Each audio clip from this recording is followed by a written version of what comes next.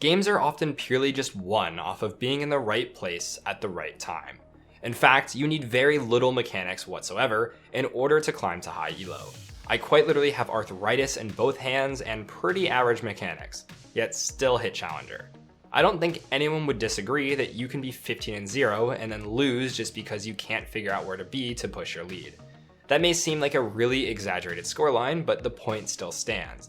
You need to know where to be in order to win games and carry your way up the ladder. Unfortunately, knowing this is one of the hardest things to figure out in the game. But you're in luck, because today we're going to be changing the way you view League of Legends and giving you one simple rule to follow that'll let you figure out where to be with much more ease. Throughout my decade-long run with League of Legends, I've coined this rule the Inside Out rule. It doesn't matter what role you play, this will always apply. And to prove that, we'll be using multiple lanes for our examples. Let's dive right in. At its core, the Inside Out rule is quite simple. It simply involves changing the order in which you look for plays on the map. To explain what this means, let's use this Braum game as an example. We just wrapped up this team fight where I very narrowly survived. If we start thinking about what to do next, a few things probably come to mind. Hitting B and recalling to recover our health is probably the most immediate, followed by maybe going towards something close by and finally hitting mid tower.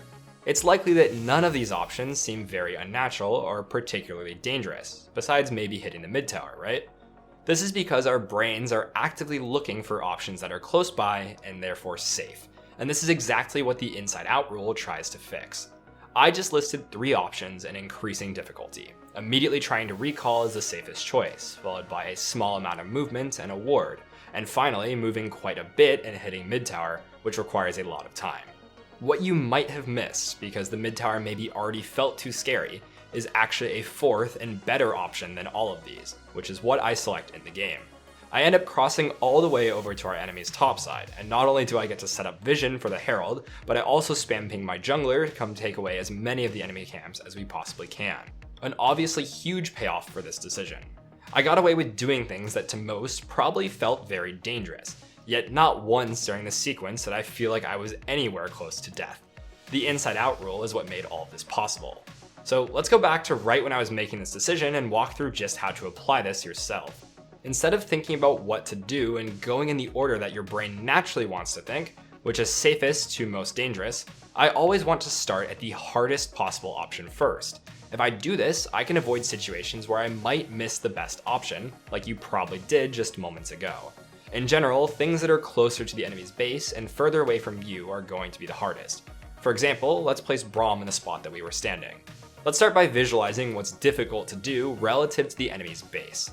Things that are further away from their nexus are just going to be easier. Our Gromp, for instance, is much further away than say their wolves. Naturally, this makes Gromp an easier target because from base, it will take our enemy a lot more time to get to our Gromp to contest it than it will to their own jungle. The same concept applies when we think about what Braum can do. Recalling requires minimal and potentially no movement at all, meaning the time commitment is very, very small. If we instead wanted to go to their wolves, that's quite a bit of walking time. In short, the further away something is from us, the larger a window of time that we need, and the closer something is to the enemy's base, the faster they can answer it. Combine these two together and we can roughly figure out that things in the top left of the map are going to be the most difficult for us right now. So when you're thinking about what to do next, try to think about what would be the absolute most difficult to do first and start crossing things off of the list. Things that are difficult for me personally and easier for the enemies to respond to normally would be things like the enemy top tower, their wolves, blue and Gromp, Rift Herald, and mid tower. Something important that I want to clarify here is that riskier does not always mean better. Right now is a perfect example. Top tower just isn't possible because we don't have a wave and we probably don't have enough time to do the Rift. In general, these are going to be the plays that you normally can't just do whenever you feel like it. So we cannot afford to miss them when we do have the chance. I'm also not ignoring the option of taking safe plays, I'm just considering the harder ones first to avoid missing them. We had just enough time to take away the enemy jungle camps, which if we hadn't gone for right now, would have been impossible to get because Fiddle would have just come and taken them had we done literally anything else. In this case, I knew I had the tempo or a window to make the play that I did in topside happen. But how did I know that, and what even is a window in the first place? Let's move on to another example to explain. Here we're going to follow along with one of our challenger mid lane experts, and I want you to listen into what he says here. Because now this lane is going to become very uninteractive, and that is how Zilean lanes work. This may have been a very short voice clip, but there is a valuable takeaway here. Some lanes are just uninteractive after a certain point. Think long-range wave clear champs like Lux, Victor, and Anivia. Even ADC champions like Jinx or top lane champs like Singed can all basically just kill waves with very little effort and very little counterplay. Every lane has these kinds of champions to deal with, so we need to know how to deal with them. If both champions just permanently kill waves in a lane, it can feel like you can't really do much. It's too hard to deny farm or force them to trade with you. So the only way you can really push your lead is by doing something that doesn't involve laning at all. What we need to take advantage of to do this is to create a window where we can make a play, and then use the inside out rule. Basically what a window is a period of time where you can do something without the opponent being able to react to it. These windows can vary in the way that they are created, but a really common way is just pushing in a wave like we see here. Because Zilean wasn't here immediately, she starts pushing as hard as she can to get the largest window possible. Of course, while Zilean double bombs, auto attacks in the tower mean that he will get most of the CS, he will be slightly behind Ahri in doing so. If for example Ahri wanted to go help her jungler do crab right now, she would be a few seconds ahead of Zilean. We'll call this advantage, and that makes all the difference. However, we only have a few seconds at best here to come up with a solid plan, and that's where the inside out rule helps us so we don't lose those few precious seconds. Let's take a brief interlude to look at a challenger top laner to see that creating and identifying windows can be used very effectively. He walks up to trade with Q and spams autos here, even though this wave is coming back and he could freeze it. This is all very intentional and you'll see why shortly. He was very conscious about the fact that his jungler was pathing towards topside, and so was the enemies. If we apply the inside out rule here, he knew that crab or an invade would be a risky but valuable use of time. Because of this, he purposely created a window even though for his lane in a vacuum, pushing here is probably not ideal. In a straight 1v1, we want Aatrox to push into us on a freeze.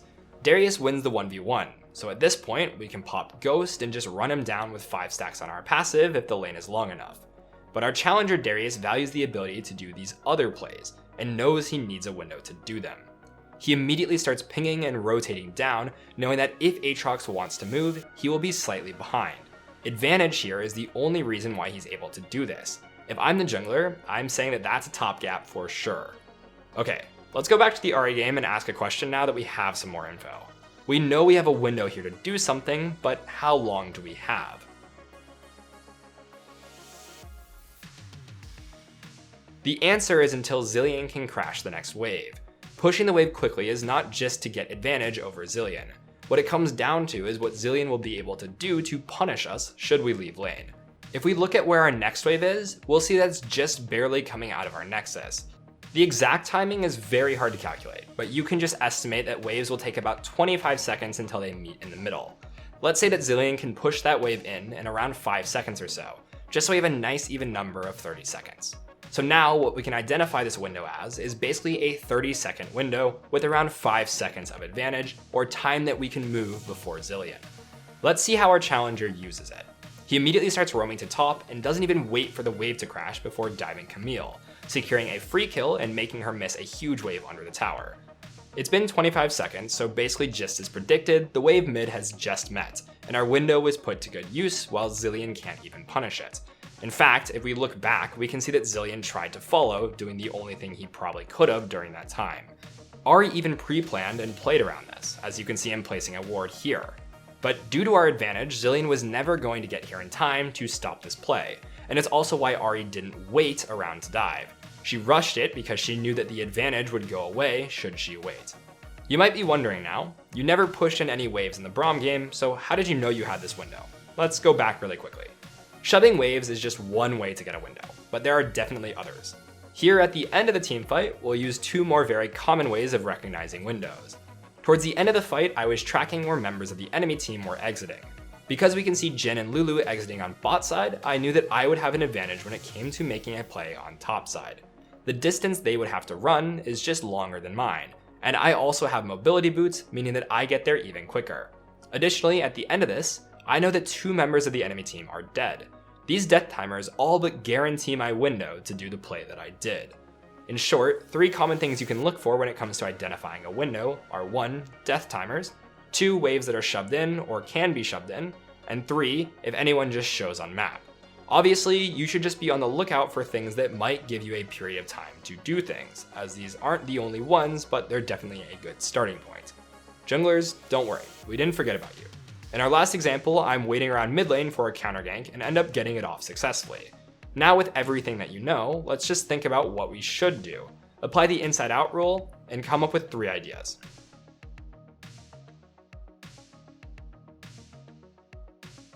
There are multiple things you could have come up with here, but the idea is that your camps should have not been among them. Ideas like ganking and diving, invading for camps, doing Rift Herald are all solid starts. We should have started from the enemy side of the map when thinking about what to do. Now, here's where we start to combine a few ideas. We know we have a decent window for a few reasons. Echo and Master Yi are dead, and Gangplank's wave is shoved in. We are heavily incentivized to now make plays in topside due to that last bit. And now we have to ask, what one should we do? The reason why we need to decide plays in inside out order and also figure out how long our windows are is for this exact moment. We could definitely just go to do any of the options I listed before and all of them would be uncontested. But if our window is big enough, we should start thinking about doing more than just one and also the ordering of the plays in order to maximize our advantage. Let's consider the 2 options of Rift Herald and enemy Raptors. Our window is essentially the time that it takes for Master Yi to respawn and walk to whatever we're doing. Because Raptors are closer to his base, the window we have to do those is shorter than the window that we have to do Rift Herald. He'd have to walk extra seconds in order to get to the objective that's further away. And that's not even factoring in other things that might make it even harder for him, like mid priority. So in this case, if I think my window is big enough, I should do the Raptors first and then do Rift Herald after. If I do it in the opposite order, it's less likely to work as Master Yi has the time needed to get to Raptors and potentially kill me.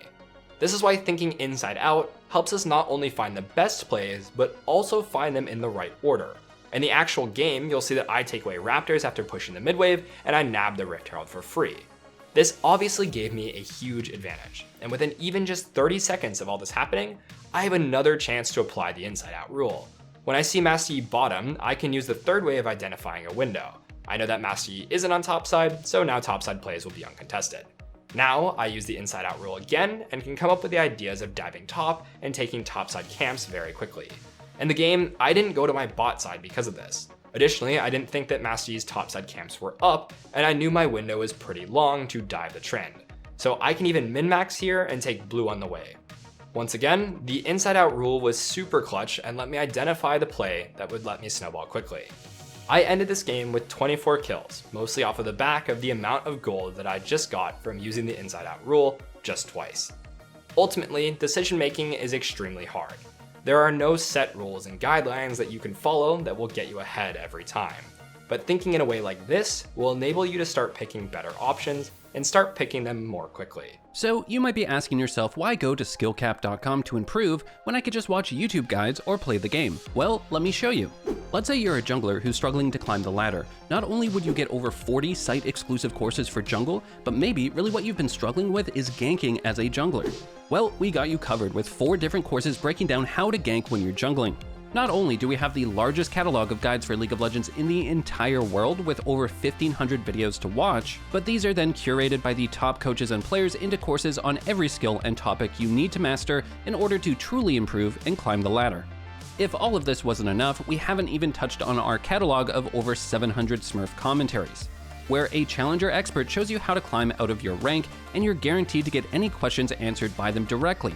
Not to mention, we're the only service to offer a rank improvement guarantee. If you don't climb at least 5 divisions while actively using Skillcap, you can claim a refund, no questions asked. So what are you waiting for? Head to skillcap.com and get the rank you've always wanted. Link in the description below. Thanks for watching, and we'll see you next time.